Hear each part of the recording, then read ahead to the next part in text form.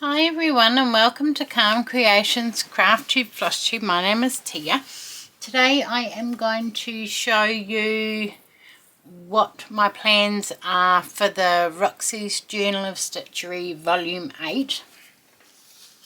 I've set my camera up now so that I can do the two cameras. So I will swap you down to the desk, and because I've got all my stuff here, and I will show you what my plans are. Okay, right, so volume 8, gathered things. I'm going to do a quilt as you go quilt. It is going to be 30 blocks, 5 across and 6 down, and so there's going to be 20 prompts, and then I will have 10 free stitching blocks. Now in those free blocks I could do a feature fabric, words, memory, stitch samples, quilt block, embroidery, any of those depending how I feel. They're going to be 11-inch squares, finished at I think 10.5, and yeah, they're going to be quilt as you go. So what that is where you make the block, you add the backing and the batting, and the binding becomes part of the joining. So I've done a few quilt as you go projects before. So this is Abby's quilt, and this was all done as quilt as you go. So that's the block there, and then you add the binding, and you join it all together as you go. So this is going to be the same concept. Now I've chosen a colour palette that I'm going to use, which is from the Colour Cube, and this is Colour Cube Volume 2 I think. So those are all the colours there if you're going to use the hex codes, but I'm just going to use that as a rough guide for my colours which I have chosen for my fabrics. Now I've got this book which is quilt blocks, so, and there's shows you how to do them all. I may use this for inspiration, we'll see how we go, but definitely having a look through there for the free blocks, for the free stitching. So my colours are, pull that in so you can see it. So we've got those I'm going to use.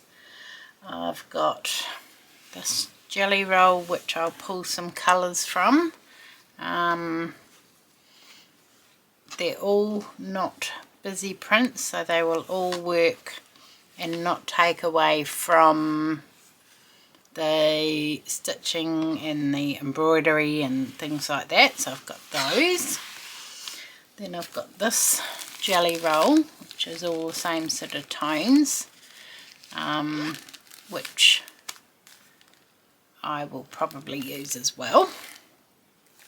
And then I found these were left over from other crafting projects which I think will work in there nicely as well.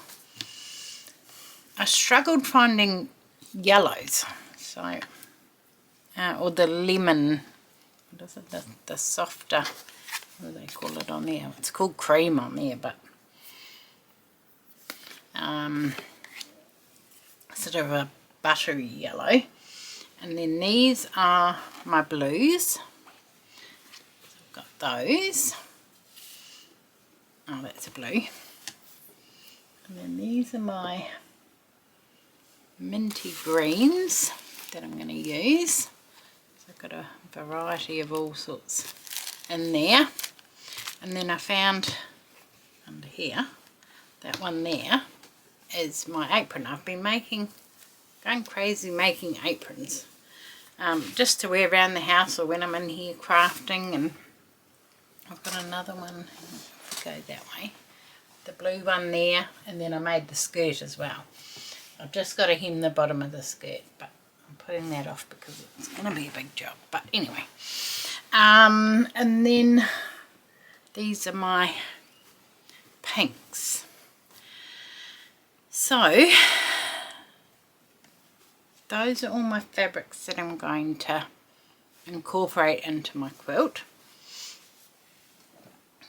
I haven't decided on a backing for each block yet, but I don't know, we'll cross that bridge later. But it needs to be chosen sooner rather than later because you do it all together. So move these out the way. Then I've got my bits of laces, and I haven't gone through all my other trims yet. I had the bucket out, but not bucket, what is it, the cube out. These little angels may go on there. Now that looks really blown out in the camera. It's not that lime. I bought it from the op shop and somebody's tried to dye it and it's gone a bit blotchy, but I can cut that up and use bits of that. And then I've got some doilies and bits and pieces here that I can, that's probably the wrong colour, so I won't use that. But yes, those will be added in. And then we went to the op shop a while ago and I found these. So I've washed them all and they're all ready to go, and these may find a place in the quilt as well, and I'm pretty confident that they're all hand embroidered because yeah, I just needle turn applique, so they may more than likely will go into it as well. And then I found